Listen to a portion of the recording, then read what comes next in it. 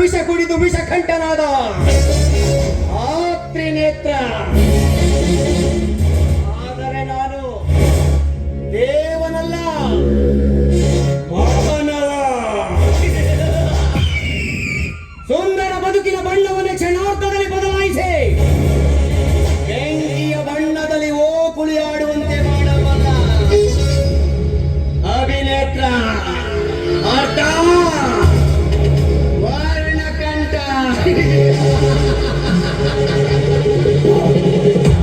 ಸುಖಿ ಸಮಾಜದಲ್ಲಿ ವರ್ಣವೆಂಬ ಬಣ್ಣದ ಹೆಚ್ಚು ತಾರದೆ ತಲೆ ತಗ್ಗಿಸಿದವರಿಗೆ ಕಾಯುವ ಬಂಟ, ತಲೆ ಎತ್ತಿದವರಿಗೆ ಕಂಠ.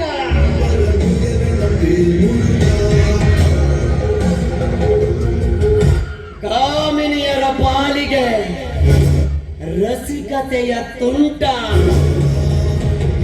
ತಿರುಗಿದವರಿಗೆ ಢಮರುಗ ಬಾರಿಸೋ ವಿಷಕಂಠ.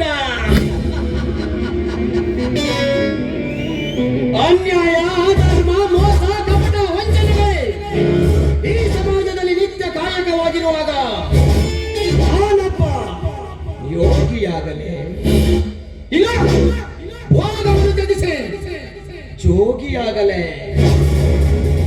ಸಮಾಜದಲ್ಲಿ ನಂಬಿಸುವುದು ಗೊತ್ತು, ಎಂಬಿಸುವುದು ಗೊತ್ತು, ಕಂಪಿಸುವುದಕ್ಕೂ ಗೊತ್ತು. ರಣರಂಗದಲ್ಲಿ ಭಕ್ತಳಿಗೆ ಇಳಿದ ಬಾಣಗಳೆಲ್ಲವೂ ಪ್ರಯೋಗಿಸಿದ ಮೇಲೆ ಇದ್ದಾನೆ. ವ್ಯಕ್ತಿ ಬಿದ್ದ ಹಣಕ್ಕೆ ಲೆಕ್ಕ ಇಡುವುದು. ಹುಡುಗು ಸಿಡಿದ ಆರ್ಭಟಕ್ಕೆ ಹೆಪ್ಪು ಕಟ್ಟಿದ ಕಪ್ಪನೆಯ ಮೋಡ ಮಳೆ ಸುರಿಸಿದ ಮೇಲೆಯೇ ತಾನೆ ಬಿದ್ದ ಮಳೆಯ ಲೆಕ್ಕ ಸಿಗುವುದು. ನ್ಯಾಯ ಧರ್ಮರಾಯನ ಕಾಲವೆಂದು ಹೊರಟು ಹೋಗಿ ರೇಪ್ ಮಾಡಿ ಎಂಬ ಕಾಲಕ್ಕೆ ಎಂಟ್ರಿ ಕೊಟ್ಟಾಯ್ತು. ತಿರುಗಿ ನೋಡಿ ಬದುಕುವ ಕಾಲ ಇದಲ್ಲ. ಬಂದನ್ನು ಎದುರಿಸಿ ಮೆಟ್ಟಿಲಿದ್ದರೆ ಉಳಿಗಾಲವೆಂಬುವುದಿಲ್ಲ. ಬೀಜವನ್ನು ಭೂಮಿಯಲ್ಲಿ ನೆಲೆಸೇರಿ ಒಳಗೆ ಹೊಡೆದು ಚಿಗುರಟ್ಟು ಹೂವಾಗಿ ಹಣ್ಣಿಟ್ಟು ತಿಂದವರಿಗೆ ರುಚಿ ಕೊಟ್ಟು ಬಿಸಾಡಿದ ಬೀಜವನ್ನು ಮತ್ತೆಲ್ಲಿಯೋ ಚಿಗುರುಳಿಯುವ ಹಾಗೆ ಈ ವರ್ಣಕಂಠನ ಅವತಾರಗಳ ಬದುಕು ಮರೆತಿಲ್ಲ, ಮರೆಯುತ್ತಿಲ್ಲ. ನಾನಿಲ್ಲದಾದ ನನ್ನ ಸಂಸಾರ ಸಂಹಾರ ಆಗಿದ್ದನು ನಾನಿನ್ನೂ ಮರೆತಿಲ್ಲ.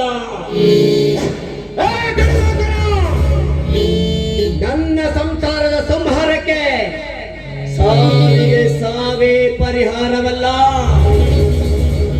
ನನ್ನ ಸಂಸಾರದ ಸಂಹಾರಕ್ಕೆ ನಿನ್ನ ಮಗಳು ಕರಗಿ ನರಗುವುದೇ ಪರಿಹಾರ. ಹೆಣ್ಣಿನ ಬಣ್ಣದ ವಾಸನೆ ಮೂಗಿಗೆ ಬೆಳೆದಾಗ ಅಂಗಾಂಗಗಳ ಸ್ಥಾನ ಪಲ್ಲಟ ಮಾಡದಿದ್ದರೆ ಸುಖ ಸಿಗುವುದೇ ಅಂಗದಲ್ಲಿ. ಬಣ್ಣದ ಹೆಣ್ಣಿನ ಬಂಟನ ಮೇಲೆ ಈ ವರ್ಣಕಂಠ ಕಣ್ಣಿಟ್ಟರೆ ಕನ್ಯತ್ವವೇ ಕಳೆದು ಹೋಗಿ ಗಂಡನೊಬ್ಬನಿಗೆ ತಾಯಾಗಿ ಮಂಟಪ ಕಾಣದ ವಧುವಾಗಲೇಬೇಕು.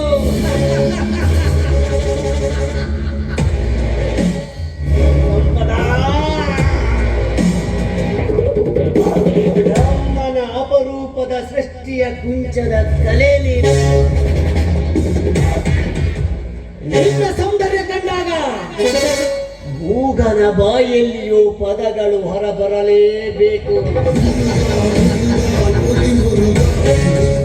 ಸಪ್ಪಡ